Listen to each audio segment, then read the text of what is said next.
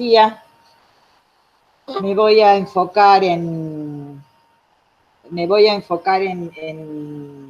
digamos, la clase 9 del seminario 5 de Lacan, que se llama Las formaciones del inconsciente. La clase 9 se va a referir a la metáfora paterna. Después nos quedan la 10 y la 11 para trabajar complejo de Edipo. Los 3 tiempos, en realidad, ¿no? Complejo de Edipo 1, complejo de Edipo 2. Allí desarrolla Lacan los 3 tiempos, que entiendo lo pueden estar viendo también en los prácticos, ¿eh? Y bueno, siempre también tienen los teóricos, ¿eh? Los audios que deja Alex Dalmolin. Bueno, es un seminario del año 58, es el quinto seminario, seminario 5, y Lacan va a hacer una relectura del Edipo freudiano. Vamos a ver que en algunas cosas coincide, y parte, toma, hace una lectura, digamos, bastante minuciosa y puntual, pero en otras no tanto. Lo que nos anticipa en esta clase 9, ya en el inicio, es que va a hablar de cuestiones de estructura. Y esto es una de las cuestiones que va a quedar subrayado. Digamos, el complejo de Edipo pensándolo como una estructura donde va a haber funciones y estas funciones van a determinar de alguna manera el movimiento o los 3 tiempos o los distintos lugares que van a ocupar los distintos personajes en la estructura.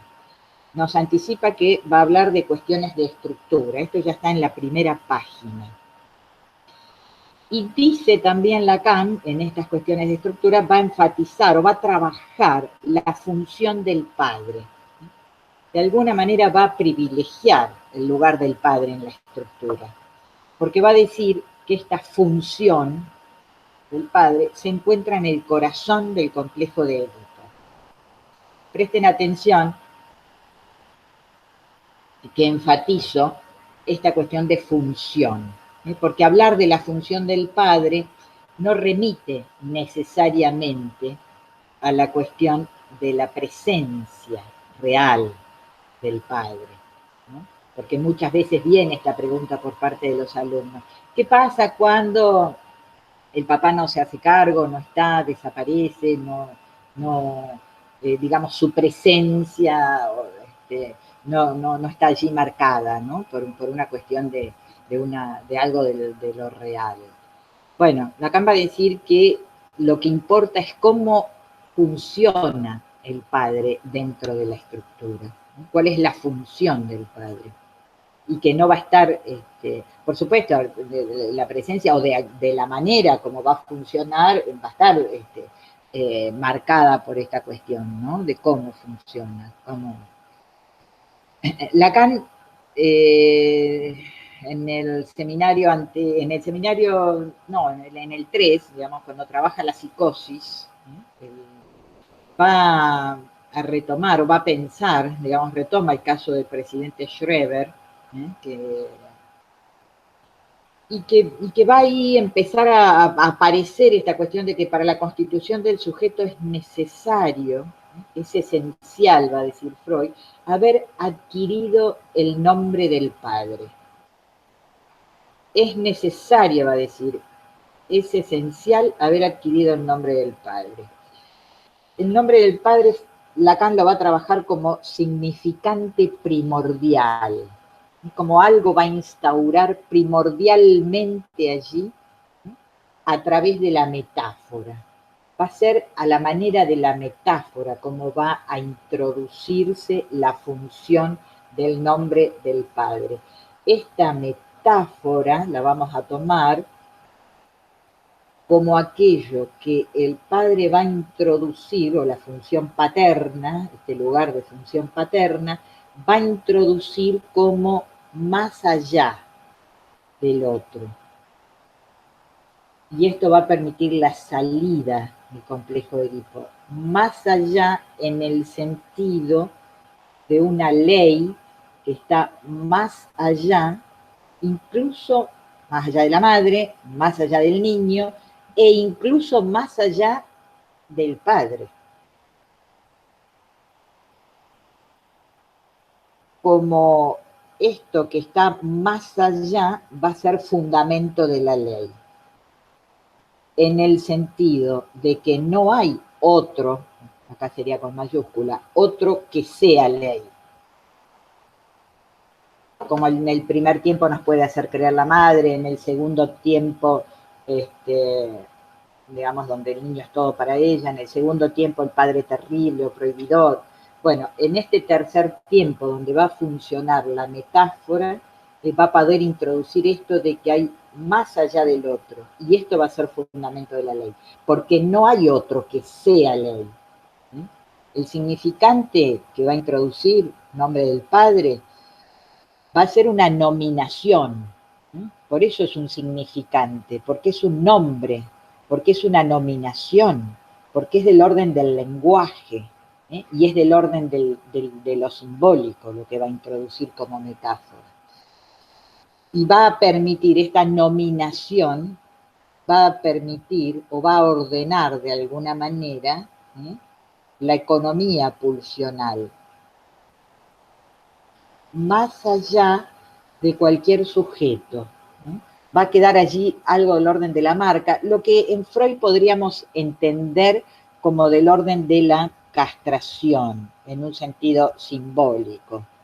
La castración en el sentido de que, bueno, todos pierden algo, nadie lo es todo, nadie tiene todo, hay algo del orden de la pérdida que va a quedar marcando el deseo humano y la sexuación del sujeto. Bueno, aquí Lacan nos va a poner en el campo del lenguaje, de la ley, de la cultura, de lo otro, de lo que está más allá, marcando incluso que el deseo es inaprensible, que no es deseo de algo, sino siempre de algo que está más allá. En este seminario que yo les remitía, donde trabaja Schreber, el 3, de alguna manera Lacan va a decir que si esto no está instalado, si este significante primordial, nombre del Padre, no está instalado, entonces allí tendríamos la cuestión de la psicosis, digamos, y lo que Lacan va a llamar como la forclusión del nombre del Padre. Está forcluido, no está instalado. Y entonces, como Schreber, estamos frente a la estructura de la psicosis.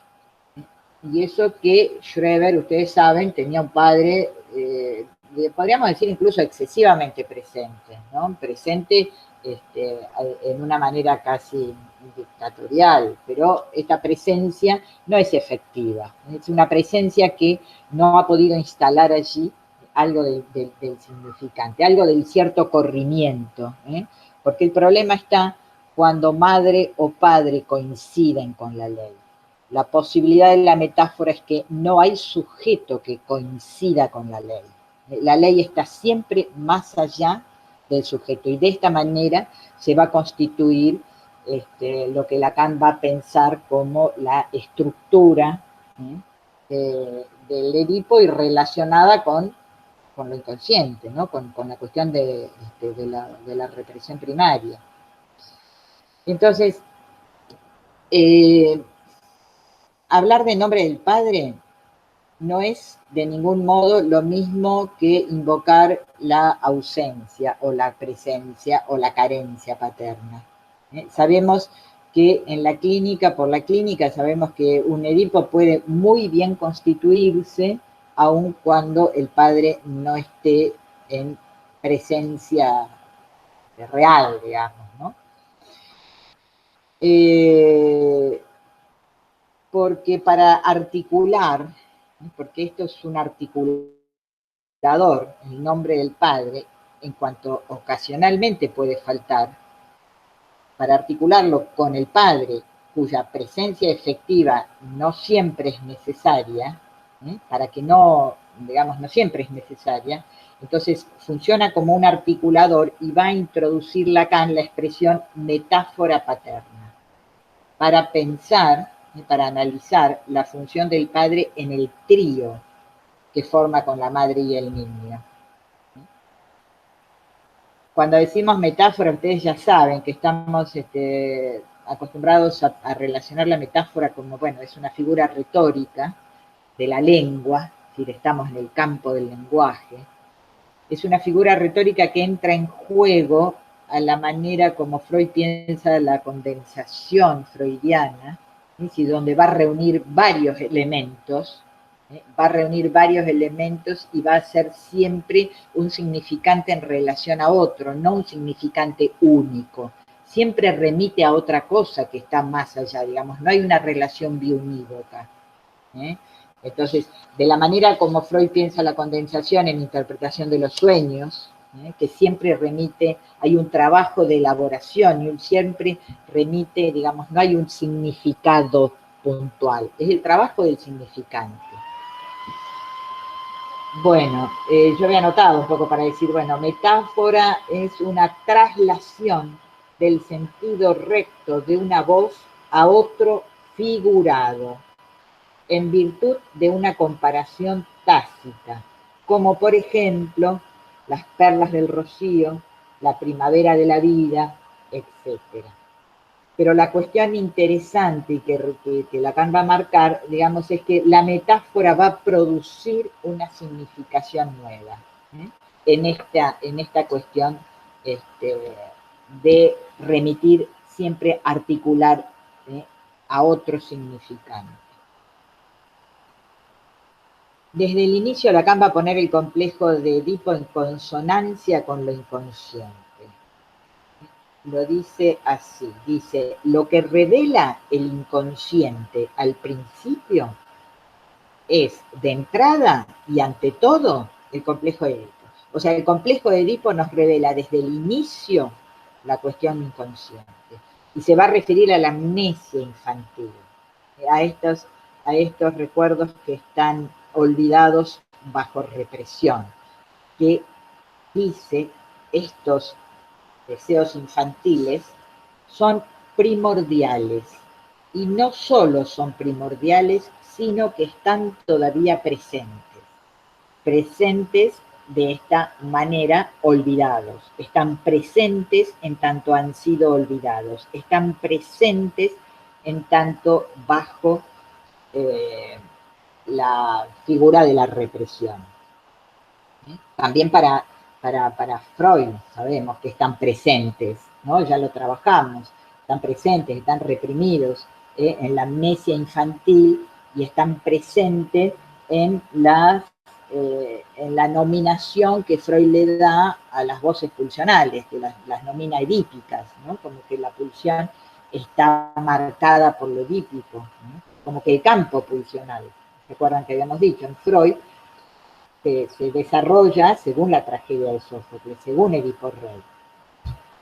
Al inicio voy a tratar de seguir puntualmente el texto para que después ustedes cuando lo recorran puedan ir marcando algunas cosas. Voy a tratar de ser lo más puntual posible para no perdernos. Entonces, Lacan va a distinguir tres polos históricos. Vos que estás buscando, si querés, Alejo, ahí nomás, la segunda página, 166. Va a decir tres polos, donde va a trabajar esto del complejo de Edipo. Dice que la primera cuestión hace el complejo de Edipo en su función de normalización. Va a tener una función de normalización. Y esa función la pensamos en la figura del superyo.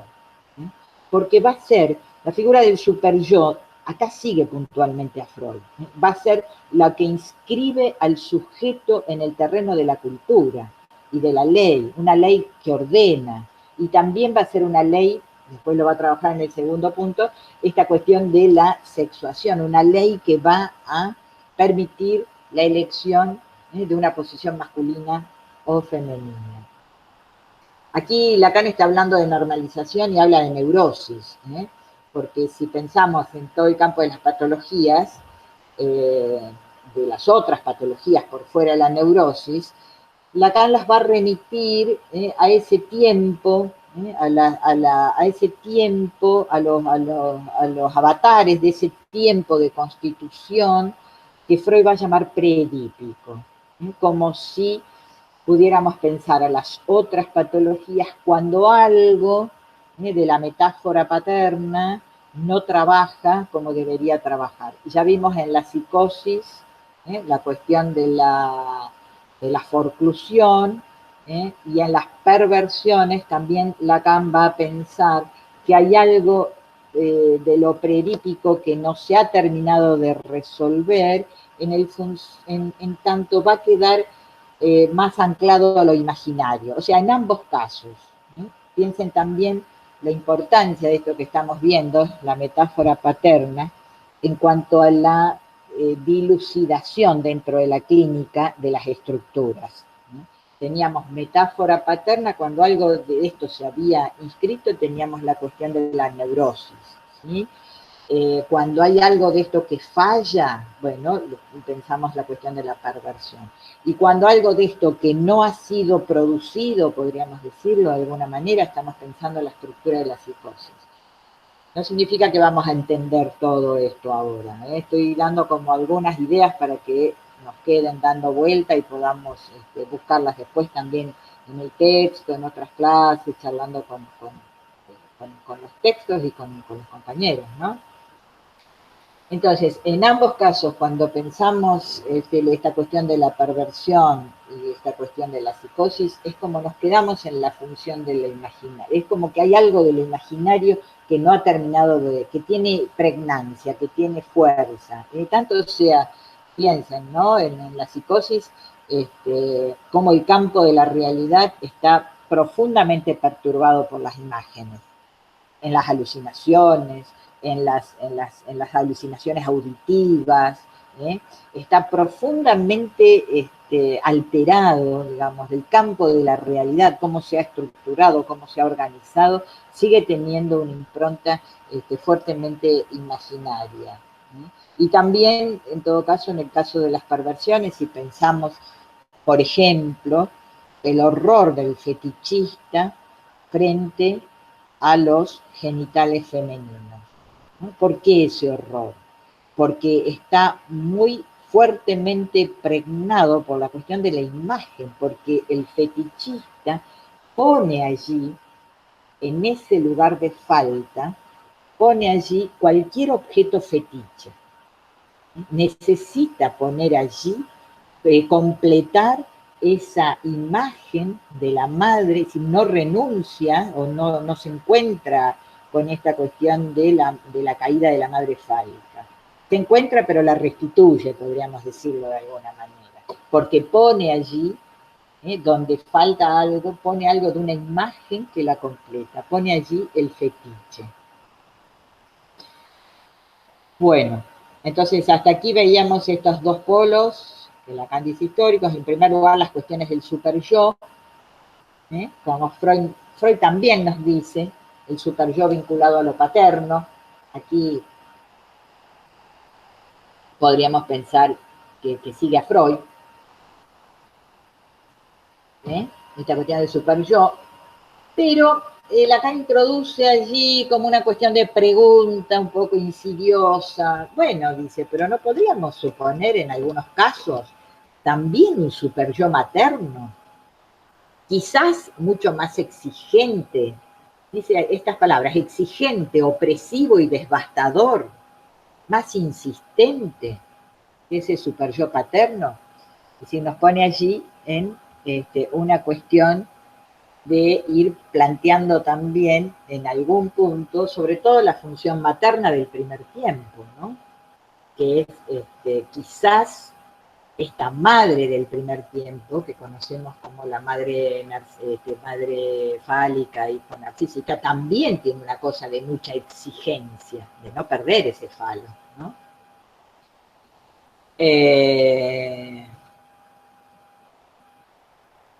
Bueno, y eso, digamos, en primer lugar, la cuestión del super-yo, y en segundo lugar, estas cuestiones que estábamos trabajando recién relativas a cómo se construye el campo de la realidad, cómo en la psicosis no ha operado la cuestión de la metáfora, hay algo que no se ha realizado allí, y no se ha realizado y no se puede realizar en algún punto, que tiene que ver con la forclusión. Y el tercer polo que va a plantear Lacan es la cuestión de la relación entre el complejo de Edipo, decíamos antes, y la genitalización.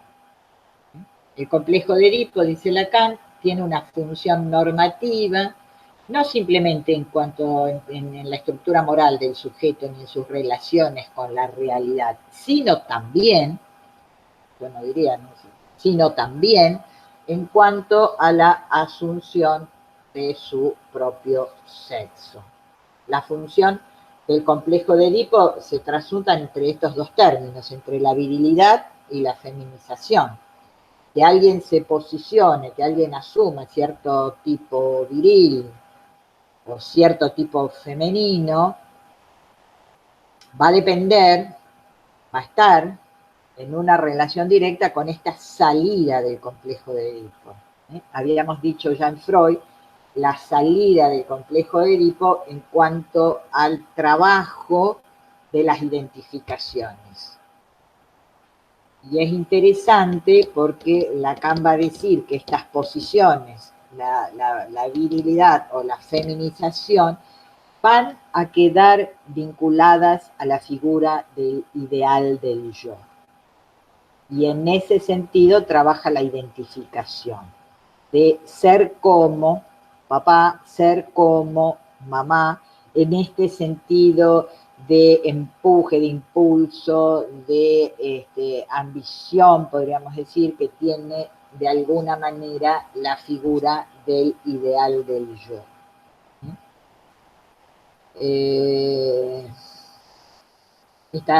Decíamos, esta salida entonces del complejo de Edipo, que bueno, después va, digamos, va a quedar como en latencia, pero es importante esto que adquiere en el lugar del ideal del yo, porque si bien tenemos después el periodo de latencia, lo que vamos a tener después es una revisión en el tiempo de la pubertad de esta sexualidad. Una edición que va a estar marcada por estas formas de salida del Edipo a través por estas formas de salida del Edipo a través de las identificaciones. Que bueno, son cruzadas, ya vamos a ver la complejidad de esto también. Bueno, a ver,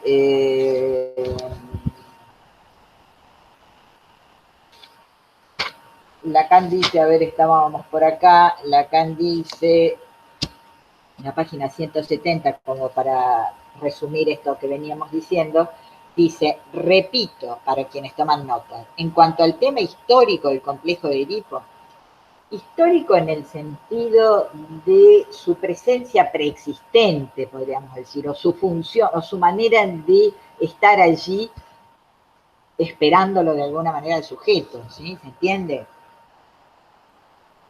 En cuanto al tema histórico del complejo de Edipo, todo gira alrededor de tres polos. El Edipo en relación al superyo, porque se acuerdan que Freud también hablaba del superyo de los padres y del superyo de los padres, en ese sentido histórico preexistente, en relación con la realidad, de cómo se construye la realidad, de esto tiene que ver el complejo de Edipo, cómo se construye la realidad, cómo sale del complejo de Edipo, cómo funciona la metáfora paterna, y en relación con el ideal del yo, que me parece interesante marcarlo. El ideal del yo, porque la genitalización, cuando se asume, se convierte en elementos del ideal del yo. Fíjense qué interesante. Se convierte en elementos del ideal del yo. Lo que podríamos resumir en esta frase que yo les decía antes, así como mi padre quiero ser, así como el padre de mi padre, así como mi madre, así como, ¿no?, las figuras en elementos, en ciertos rasgos que va a tomar el ideal del yo. Bueno, decíamos al comienzo entonces que Lacan va a introducir en el Edipo la figura central, va a ser la función del padre. Y sobre esta cuestión Lacan enfatiza que la función del padre, vamos a resumir, se puede realizar incluso sin estar, sin la presencia efectiva que puede realizarse esta función. A ver, Lacan lo dice así. Vamos a la página siguiente. Dice, lo dice así. Estas preguntas, dicho esto, ¿cuándo buscamos la carencia paterna? Se amontonan preguntas. ¿El padre estaba o no estaba? ¿Viajaba? ¿Se ausentaba? ¿Volvía a menudo? Y también puede ser, y también puede constituirse de forma normal un Edipo cuando no hay padre. Estas preguntas son en sí mismas interesantes y aún diría más, por esta vía se introdujeron las primeras paradojas, las que obligaron a plantearse las preguntas. Entonces se vio que un Edipo podía muy bien constituirse también cuando el padre no estaba presente. Al principio se creía que en algún caso, que era algún exceso de presencia del padre o exceso del padre lo que engendraba todos estos dramas. Era una época en que la imagen del padre terrorífico se consideraba un elemento lesional. En las neurosis se apreció muy rápidamente que todavía era más grave cuando era demasiado amable. Por exceso o por defecto, parece que puede trastabillar la función del padre. También cuando era demasiado amable. Demasiado amable, no entiendan solamente en el sentido de cualidad de amabilidad. También cuando era demasiado posible de ser amado. Era demasiado, se prestaba demasiado a ser amado. También cuando era demasiado amable. Hemos ido aprendiendo con lentitud, que están preguntándonos por las carencias paternas. Están los padres débiles, los padres sumisos, los padres sometidos, los padres castigados, los padres lisiados, patituertos, ¿sí? Bueno, lo que ustedes quieran. De cualquier forma, se debería ver de qué forma, se debería ver qué se desprende de semejante situación. De qué manera este padre está sin estar. Y cuando la pregunta de Lacan es de qué carece un padre, de qué hablamos cuando hablamos de carencia, decíamos, no hablamos de todas estas cuestiones, ¿no? De estas cuestiones circunstanciales, de si está, no está, si, ¿no? Cuando hablamos de carencias, esta carencia Lacan la va a ubicar en relación al lugar que tiene el padre en el sentido de sostener. ¿Qué tiene que sostener el padre como miembro del trío familiar? La carencia estaría indicando que no puede sostener ese lugar y que su palabra no tiene el efecto normativo que hace a la función paterna, que no puede sostener ese lugar. Habíamos dicho que ese lugar tenía que ver con algo que está más allá del otro del otro. También ese lugar lo tiene que poder sostener en cuanto también logra desvincular a la madre de ese lugar de donde el niño es todo para ella, ¿no? También allí la madre está en ese lugar de omnipotencia y de ley, en el primer tiempo. Entonces, allí tiene que sostener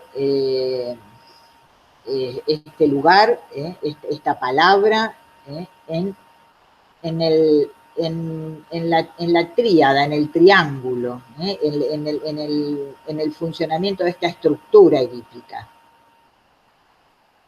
Lacan, decíamos, bueno, va a pensar el complejo Edipo en 3 tiempos, eso lo vamos a trabajar la clase próxima, pero bueno, rápidamente, para que tengamos el contexto, decíamos que este primer tiempo tenía que ver con, digamos, donde el niño se ubica como cumpliendo absolutamente ese objeto de deseo materno, donde tendríamos esta dualidad madre fálica, hijo narcisista, donde el niño se identifica, lo habíamos visto en el narcisismo, con este objeto de deseo, ser todo eso que la madre desea, casi en una creencia imaginaria de que no hubiese otra cosa más allá del hijo para la madre, más allá del falo, de este hijo casi identificado al falo, digamos, donde no hay allí ansia, ruptura, ¿sí?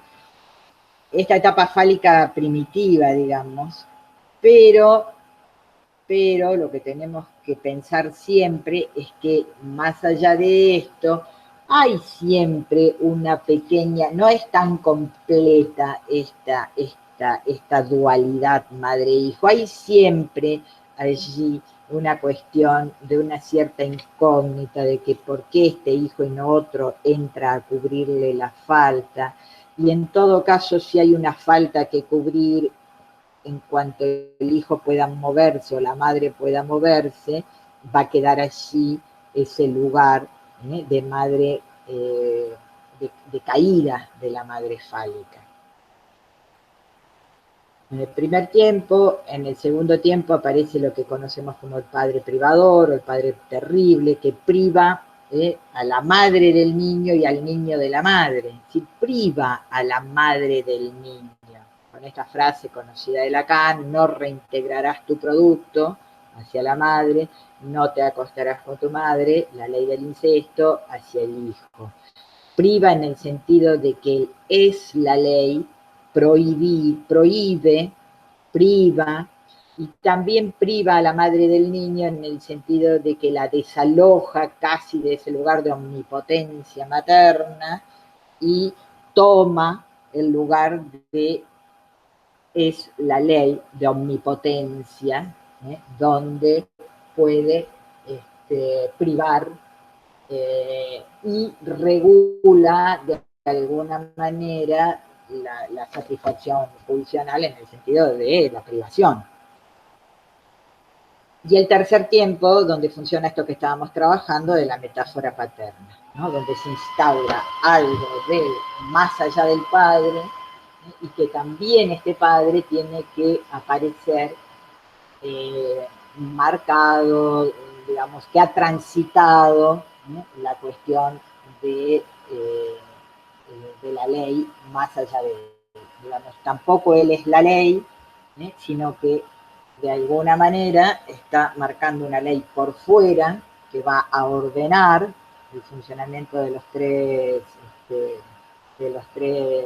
integrantes del complejo de Edipo, en el sentido, sí, de plantear límites a la economía libidinal, pulsional. No es todo para ninguno, sino que hay algo de los dones que van a empezar a poder circular. Va al padre, este padre último, que es el padre que se transforma, el padre se transforma, que funciona como padre simbólico, va a ser el padre de los dones, que van a poder empezar a donar algo para el niño en este sentido de la virilidad y para la niña en el sentido de marcarle el camino a dónde tiene que ir a buscar aquello que de alguna manera a través de la falta fálica la dirige su deseo. Bueno, no se asusten porque lo vamos a trabajar con un poquito más de detalle, entonces me parece, o a lo mejor ya lo tienen visto, la clase que viene, esta cuestión de los tres tiempos, pero era un poco para poner en contexto de cómo seguimos hablando de la metáfora paterna y cómo estos tres tiempos van a estar marcados, van a estar marcados por la cuestión de cómo se juega el lugar del padre en la estructura. Entonces, cuando aparece, porque lo que Lacan va a decir que en el primer tiempo, donde aparentemente están la madre y el niño solos, hay una cuestión que está funcionando allí, pero que es un padre que está velado, que está atrás de un velo, podríamos decir. Cuando el padre se revela o aparece, que aparece como padre privador en el segundo tiempo, ¿no? El padre terrible, cuando hace su aparición, en el sentido de revelado, no es que no esté algo de esto funcionando desde antes, no es que algo de lo simbólico no esté funcionando desde siempre, algo del lenguaje no esté funcionando desde siempre. Pero cuando se revela en este segundo tiempo el complejo de Edipo, el padre prohibidor, ¿qué es lo que va a prohibir? prohíbe la madre. Y es allí donde el padre está vinculado a la prohibición del incesto y está vinculado a la ley primordial del incesto. Toda su presencia, por sus efectos en el inconsciente, como lleva a cabo la interdicción de la madre. Por sus efectos en el inconsciente. Fíjense cómo queda claro acá, como hay algo del orden de la inscripción inconsciente de la ley del incesto. Hay algo que va a operar inconscientemente y que tiene que ver con la ley de la prohibición del incesto, y si ustedes tienen memoria, tiene que ver con lo que estuvimos trabajando en Freud como represión primordial. Cuando había algo del orden de la cierta imposibilidad de la pulsión, y había un freno a la descarga, ¿se acuerdan que vimos en represión primordial? Había algo de la imposibilidad de la descarga pulsional y que lo podíamos relacionar con la cuestión de la ley, el incesto, la cultura. Bueno, eso queda después para trabajarlo un poco más detenidamente si hay alguna pregunta. Entonces, es mediante toda su presencia, dice Lacan, por sus efectos en el inconsciente, como lleva a cabo la interdicción de la madre. A la madre la prohíbe. Es, podríamos decir en términos freudianos, aquí aparece la castración en la madre para que el niño pueda tener registro. Esa no toda que le dice a la madre, esa no reintegrarás tu producto, es un decirle no toda a la madre. Este padre que hace su aparición, decíamos en el segundo tiempo, como padre prohibidor o privador, o las dos cosas al mismo tiempo, algunos lo vinculan entonces con el mito que construye Freud también como en la base de la constitución de lo social, del lenguaje, de la comunidad, al padre de la horda primitiva, el mito freudiano del padre de la horda primitiva, que es el dueño de todas las mujeres y que es en sí mismo ley, en sí mismo prohibición. Esta, digamos que esta manera o esta aparición del padre, que haga su aparición de este modo, en el segundo tiempo, no significa que de alguna manera, les decía también hace un rato, que no significa que la metáfora paterna no esté presente de alguna manera en el universo de la cultura, en el universo del lenguaje, como ley, como ordenamiento, anterior también al padre mismo, como que trasciende al padre. Porque la metáfora paterna también significa que este padre ha sido marcado en su propio complejo de Edipo, en su propia estructuración del complejo de Edipo, por la ley del padre, y ese padre por la ley del padre. De esa manera va a funcionar la metáfora, como algo que trasciende al padre en sí mismo. Y esto va a dar posibilidad a la salida del complejo de Edipo, este tercer tiempo, porque tiene que ver con las sustituciones, con la posibilidad de hacer una ecuación, como toda ecuación es simbólica, porque implica la posibilidad de inaugurar una serie de sustituciones, de algo que va a venir a tomar el lugar de otra cosa, y de otra cosa, y de otra cosa, pero bueno, para que algo empiece a tomar el lugar de otra cosa, y de otra cosa, y de otra cosa, es porque algo tiene que faltar, porque esa otra cosa no está, o porque puede haber muchas otras cosas, pero ninguna es la cosa, por decirlo de alguna manera, ¿no? Bueno, después Lacan trabaja la cosa como concepto que no nos vamos a meter allí. Pero la idea es que esto tiene que estar sobrevolando toda la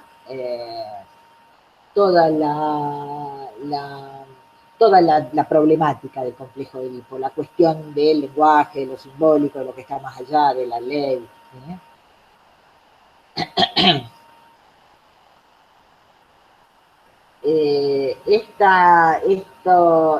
esto que se va a inaugurar, digamos, de algún, mal, se va a inaugurar como que de alguna manera en el sentido de los dones y lo que puede ir sustituyendo esto de otra cosa, va a ser constitutivo del sujeto y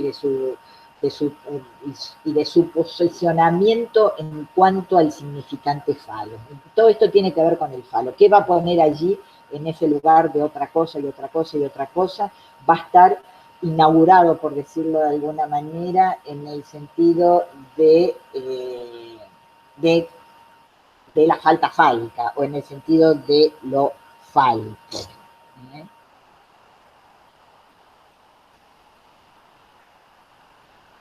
Les voy a leer rápidamente algo de las clases de Carlos Curi, que tiene que ver con esto, que dice, bueno, distinguiremos tres tiempos, dice, la metáfora paterna actúa en sí por cuanto la primacía del falo es instaurada en el orden de la cultura. Antes de que se plantee el lugar del padre y aún antes de que se plantee el ejercicio efectivo de la castración, el falo ya está funcionando en el primer tiempo.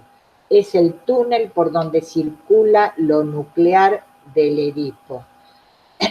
La existencia de un padre simbólico no depende del hecho de que en una cultura dada se haya más o menos reconocido el vínculo entre el coito y el alumbramiento, sino de que haya o no algo que responda a esa función definida por el nombre del padre, que es el significante primordial, habríamos dicho. Acá Carlos Curi dice, es el grado cero del Edipo, y se van a manifestar con todo su vuelo en este tercer tiempo. Es decir, grado cero en el sentido de que esta función va a estar velada inicialmente, pero no significa que de alguna manera no esté necesaria o dada, de que el universo fálico esté presente, de alguna manera desde este primer tiempo. Bueno, a ver, sigamos un poco con esto que veníamos viendo de la cuestión del padre. Lacan, un poco más adelante, dice que la relación entre el niño y el padre está gobernada, y en esto coincide con Freud, por el temor a la castración. Lo abordaremos como una represalia, en tanto el niño se ve privado de la madre, y en este sentido, tal como se presenta inicialmente, y aunque esté vinculado a lo simbólico en cuanto a la interdicción del incesto, en este sentido, cuando el padre priva al niño de la madre, la castración se manifestaría en el plano de lo imaginario. Porque, bueno,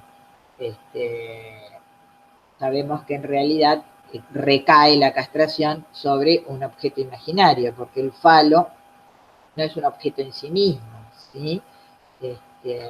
Nunca se ha visto a nadie que para que la castración funcione le tengan que cortar el pito.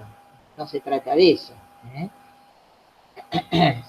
Entonces, inicialmente, o cuando aparece la cuestión de la privación, esto va a funcionar en el plano, va a recaer sobre este objeto imaginario, y Lacan va a dar un rodeo a esta altura del texto para echar luz sobre el Edipo invertido, y va a decir que nunca está ausente el componente de amor al padre en el niño y en la niña.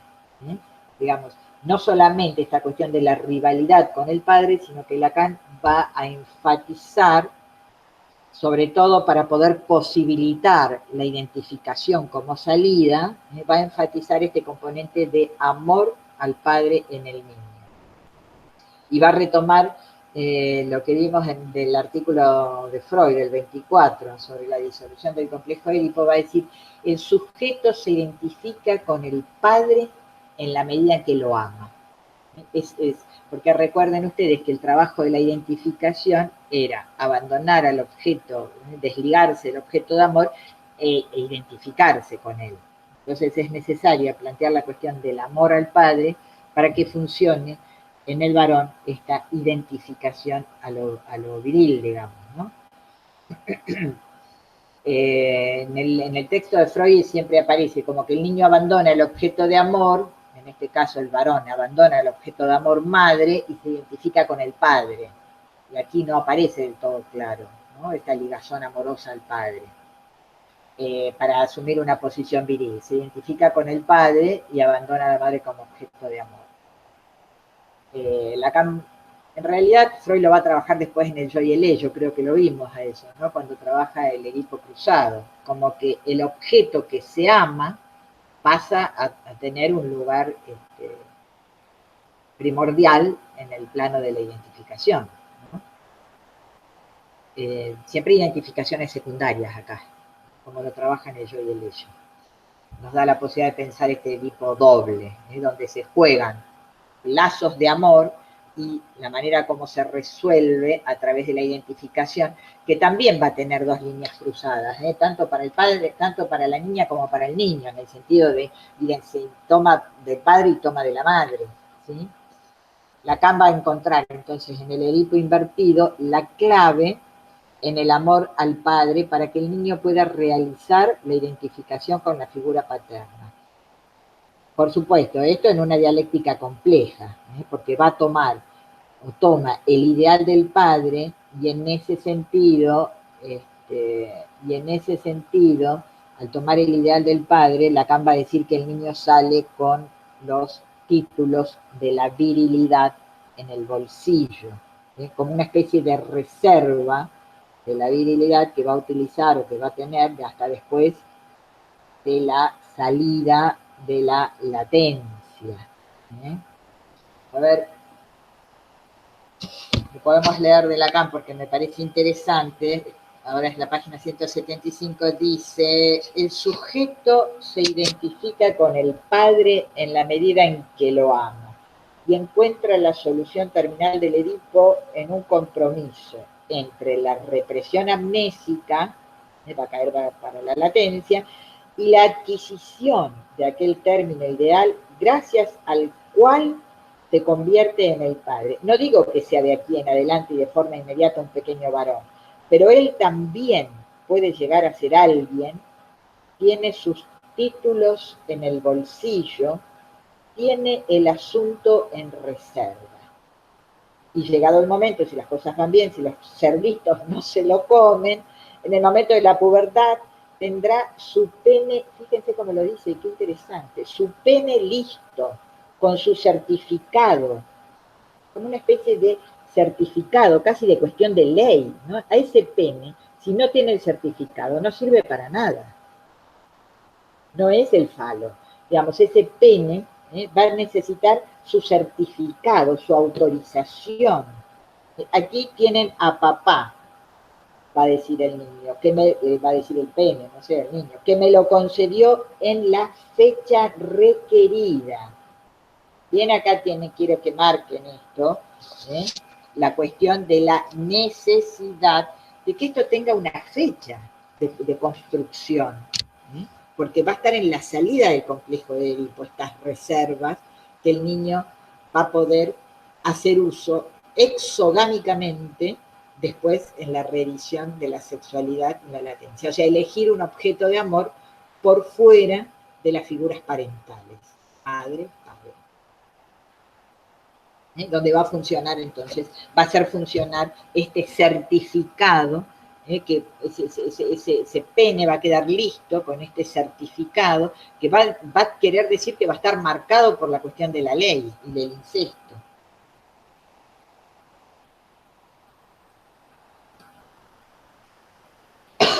Bueno, sigue algo más que también es interesante, no sé si estamos alargando mucho, pero como ya estamos en las últimas clases, después ustedes la escuchan a mitades, digamos. Dice, si la neurosis estalla, bueno, no ocurre lo mismo. Lo que ocurre en el Edipo invertido no es tan simple.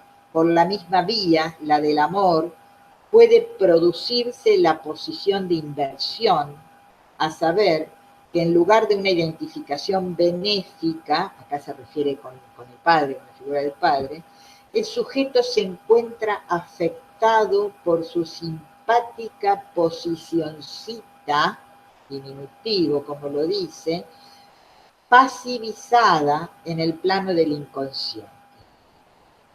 Hay algo de este hombrecito que va a quedar marcado por esa posición pasiva en relación al padre. Pasiva en el sentido de dejarse amar por el padre. Ya no solo dejarse amar por la madre, como en el primer tiempo, en esa manera totalizante, sino en algún punto también es necesario que aparezca esto de dejarse amar por el padre en el plano inconsciente, por supuesto. Dice, consiste en lo siguiente, frente a ese padre temido, prohibido, pero que por otra parte es tan amable, colocarse en el lugar adecuado para obtener sus favores, hacerse amar por él. Pero como hacerse amar por él consiste en primer lugar en pasar a la categoría de mujer, y uno siempre conserva su pequeño amor propio viril.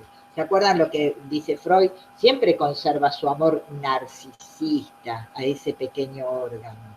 Su amor propio viril, dice Lacan, con respecto a esa investidura narcisista del pene. Siempre conserva su pequeño amor propio viril. Esa posición, como nos lo explica Freud, supone el peligro de la castración, hacerse amar por el padre como mujer, porque la mujer está castrada. Entonces, esto supone el peligro de la castración, aquella forma de homosexualidad inconsciente que deja al sujeto en una situación conflictiva con múltiples repercusiones, por una parte, y el retorno, fíjese cómo lo habla, como un retorno constante de la posición homosexual con respecto al padre. Como que podría este Edipo resolverse, dice Lacan, digamos, nosotros, de alguna manera en forma invertida, retornando a esa posición de dejarse amar por el padre, que es una posición pasiva, femenina, etcétera, etcétera, etcétera. Una posición homosexual con respecto al padre, es decir, su represión debido a la amenaza de castración que supone tal posición. Esta posición femenina debería caer, digamos, bajo la represión para que el niño pueda hacer valer sus títulos en el bolsillo. Bueno, a ver si podemos ir terminando. Esto en cuanto a la salida de la masculinidad, digamos, pero el Edipo invertido tampoco es tan simple, y va a explicar que por la misma vía, entonces, la del amor, se puede producir esta posición invertida o feminizada, va a decir Lacan. No necesariamente, ojo con esto, sea una posición homosexual declarada, ¿no? Sino como si Lacan va a plantear que quedan en lo inconsciente ciertos restos de esta pasivización, que van a permanecer inconscientes y que van a constituir parte de este acervo inconsciente que caen bajo la represión. Van a ser también parte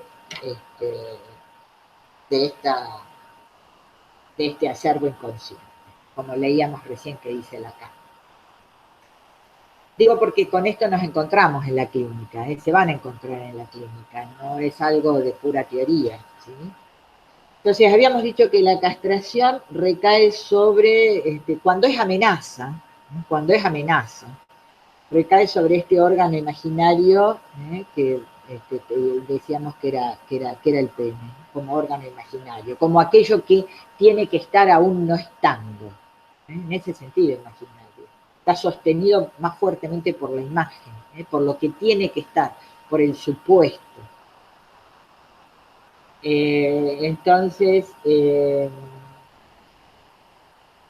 bueno, acá viene un poco una complejidad, vamos a ver cómo la podemos resumir un poco, pero dice, va a volver sobre esta cuestión que trabajaba ya en el seminario 4 de las relaciones de objeto, esta tabla de 3 pisos, en el seminario 4 de las relaciones de objeto, y va a decirnos que la castración como acto es simbólico y que va a estar, y que va a ser llevado a cabo por un agente, en este caso va a decir un agente real, va a decir padre o madre, porque tiene que ver con la enunciación del castigo, de aquello que, bueno, vas a recibir castigo de tu padre o se te será quitado.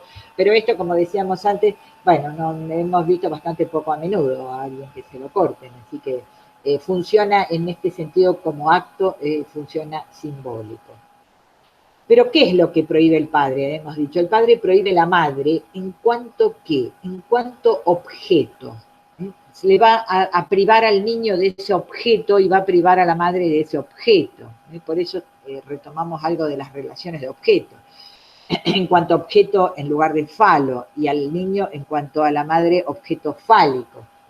Va a privar a la madre, va a prohibir la madre, va a prohibir la madre en cuanto a objeto. Va a decir es mía y no, va a decir que ese objeto es exclusivamente suyo. Y acá es donde Lacan va a poner el segundo lugar de este padre terrible, donde va a introducir algo del orden de la frustración, porque dice, el padre frustra claramente al niño de su madre. Va a introducir entonces el plano, el piso de la frustración, como este segundo nivel, en el padre terrible, porque el padre interviene como provisto de un derecho. Estoy leyendo ahora algo que dice Lacan, página 177. Provisto de un derecho, no como un personaje real, como habíamos dicho en el tiempo, en el plano anterior, en cuanto a cómo se organiza la falta. En el plano anterior habíamos dicho que era en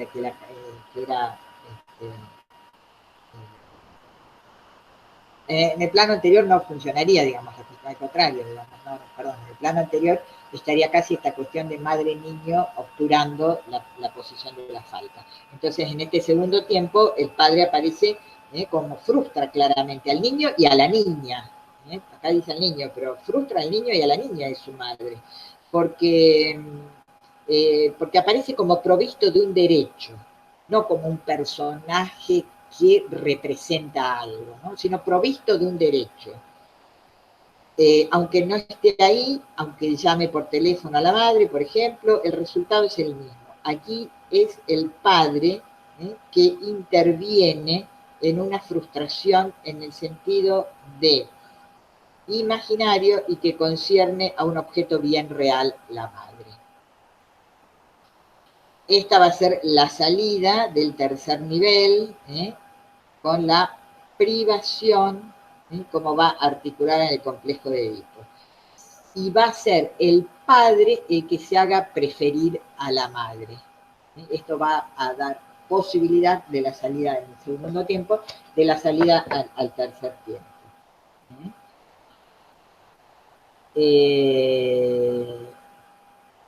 En este tercer nivel, digamos, en el de la privación, es el que interviene en la articulación del complejo de Edipo. Se va a hacer preferir a la madre porque es alguien que de alguna manera puede, en la fase de disolución del complejo de Edipo, en la fase terminal del complejo de Edipo, puede ser alguien que lo done, puede donar algo de este bien fálico, digamos, puede aparecer a la manera del don y que de esta manera va a conducir habíamos dicho, a la salida a través del ideal del yo. Y aquí, dice Lacan, en esta cuestión de cómo se resuelve esta cuestión con respecto a la figura del padre, va a estar planteada la diferencia con respecto al efecto que tiene el complejo de Edipo en la niña y en el niño. A esto que decíamos del no paralelismo, de la bifurcación. Porque Lacan que dice, en realidad hacerse preferido a la madre, que el padre se haga preferido a la madre. Para la niña, esto no tiene ninguna dificultad, porque es casi como ingresa el complejo de Edipo la niña, ¿no? El padre para la niña no tiene dificultad en ser preferido como portador del falo. Es la manera como entra el Edipo. Es la manera como la decepción fálica con respecto a la madre la pone en la vía de elegir al padre como objeto de amor. Entonces no se hace difícil en la salida del Edipo tomar algo de esta figura en cuanto ideal del yo.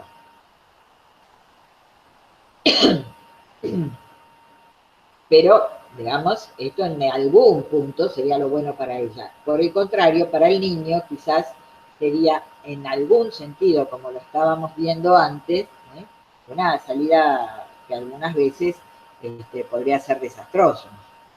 A ver, porque es como,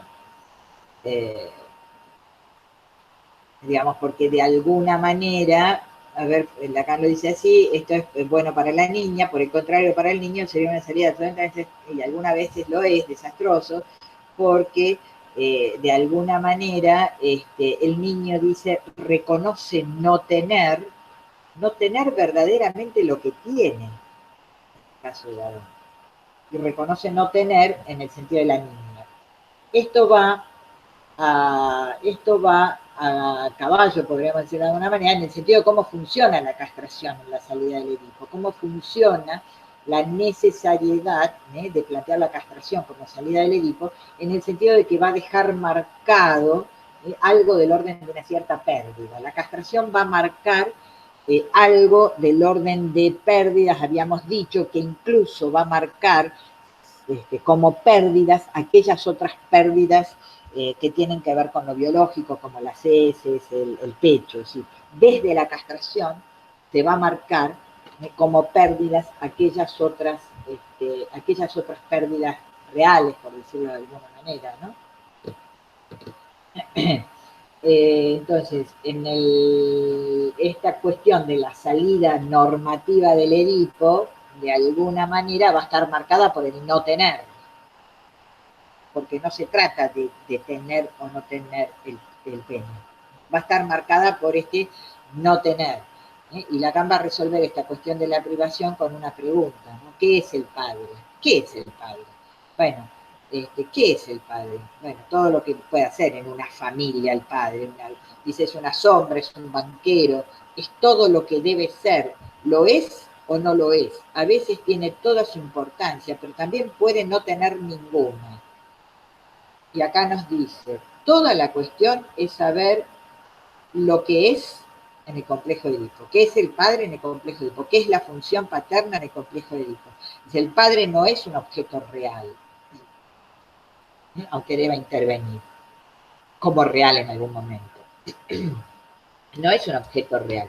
Y nos va a remitir a la noción importante, final y fundamental para la salida del complejo de Edipo, que es la noción de padre simbólico. ¿Qué es el padre en el complejo de Edipo? Bueno, tiene que funcionar allí como padre simbólico, un padre que opera en lo simbólico. ¿Y qué sería en este caso lo simbólico? Y algo que opera en representación de otra cosa, más allá de sí mismo. Alguien que opera en representación de la ley del incesto, pero que no es en sí mismo la ley. Alguien que opera en el complejo de Edipo como una metáfora, como estando en el lugar de otra cosa y articulada a otra cosa. El padre interviene en el complejo de Edipo como metáfora paterna. Y como toda metáfora, ya estamos en el terreno del lenguaje, porque es metáfora, es un significante que viene al lugar, que viene a estar en relación a otro y articula algo de un nuevo sentido, una nueva significación. Y esto es lo importante de la función paterna, que va a otorgar a una nueva significación, en todo caso, a cada uno de los elementos del complejo de Edipo y una nueva significación a esa X, que es el niño en primer lugar y que es el falo en primer lugar. O sea, ese niño va a poder tomar otra significación más allá del falo de la madre. En este sentido, salida,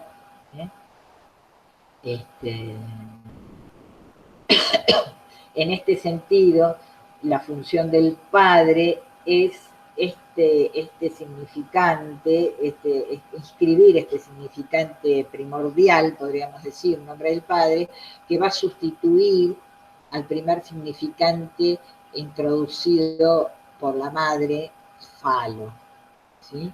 Por introducido, y vamos a poder trabajar, vamos a poder dar a luz algo del orden del símbolo, de lo simbólico, no de algo pegado término a término, sino de algo que va a poder empezar a deslizarse. Va a poder empezar a deslizarse. Y esto comienza con el trabajo del padre privador, podríamos decir, y con esta madre que va a venir a poner distintos objetos en ese lugar de su deseo, en ese lugar de su X, de su deseo materno, de su X, distintos objetos que para la madre pueden tener la función fálica fuera del niño, ¿no? Fuera del universo del niño. No es que el niño va a dejar de estar investido fálicamente, siempre de alguna manera esta investidura es necesaria, tiene que ver con el narcisismo y tiene que ver con la construcción del sujeto. Pero van a empezar a aparecer otros elementos de interés para la madre, que no sea ese niño, que no sea todo ese niño. Entonces, que sería el momento que conocemos del narcisismo freudiano, ¿no? Donde el niño se contenta con ser ese objeto de deseo de la madre, es deseo del deseo de la madre. Casi en una relación de espejismo, ¿no? Habíamos dicho como que lee en la satisfacción materna, en esos movimientos, lee a dónde dirige la madre su mirada, en esos movimientos esbozados por el otro, lee la completud imaginaria. Lacan lo dice fuertemente, incluso dice el niño es súbdito de la madre, súbdito. Es casi alguien que está allí a su merced, incluso en algún momento con un capricho materno en el primer tiempo, en la medida en que él encarna su falo, es súbdito de la madre. En esta especie de célula que habíamos visto, que es 2 en 1, pero que en algún momento muestra alguna iancia, empieza esta madre a dar testimonio de que hay un deseo más allá, del deseo de niño, de ese niño como objeto, ¿no? Niño como objeto, que colma el deseo materno, no niño como sujeto. Es decir, acá tenemos el niño como objeto dentro de el objeto privilegiado de Falo. Pero esta madre empieza a ser, dice Lacan, una madre que va y viene, ¿no? Acá vemos la basculación. Esta madre que puede ausentarse. Fíjense cómo la ausencia-presencia va a empezar a marcar más claramente algo de lo simbólico. Que introduce algo inicialmente de lo simbólico, esta presencia-ausencia. Porque va a haber otros objetos para la madre, va a dirigir su mirada a otros, incluso Lacan lo dice casi de una manera bastante brutal así, ¿no? De que mira el pene del padre, le quita la mirada al hijo. Pero bueno, la cuestión es qué es lo que quiere. Entonces, no solo al niño, sino que hay otras cosas que le dan vuelta a esta madre. Hay otras cosas, a estas idas y venidas de la madre. Hay otros lugares donde va a encontrar algo de este falo, otros objetos que interesan a la madre, que todavía de alguna manera no tienen que ver con lo metafórico, ¿no? Van a ser objetos que van a ser intercambiables, pero siempre a la manera de uno a uno, siempre en ese lugar falo, donde va a poner su mirada, donde empiezan a mostrar esta iancia materna, esta cuestión que nos cierra, los vaivenes de la madre. Recién en el momento de la metáfora vamos a encontrar esta cuestión de una significación nueva, que va a ser este significante que va a producir la metáfora, este significante que es nombre del Padre. La función, entonces, vamos a terminar un poco con esto, del Padre en el complejo de Edipo, es la de ser un significante que sustituye el primer significante. introducida en la simbolización, que es el significante materno. Y va a introducir allí una diferencia. No ese espejismo entre el significante materno falo como deseo y el niño. Va a introducir la posibilidad de una significación nueva. Introduce la idea del deseo siempre como deseo de otra cosa. Y termino con esto que Lacan dice, la metáfora, fíjense que dice, la metáfora se sitúa en el inconsciente. La metáfora es inconsciente. La metáfora se sitúa en el inconsciente. Podríamos decir, es más, es propiciatoria de la constitución de lo inconsciente. Está en el lugar de la posibilidad de lo inconsciente, del sujeto, de la constitución del sujeto y de lo sexual. De lo inconsciente como sexual. Bueno, ha sido un poco larga hoy, pero bueno, como nos quedan poquitas clases, quiero decir muchas cosas y ya vamos a ir viendo cómo terminamos la clase que viene. Si con los 3 tiempos de complejo de Edipo, o si quieren más, hacer preguntas en general del programa. Bueno, vamos bien. Profe, yo la semana pasada dieron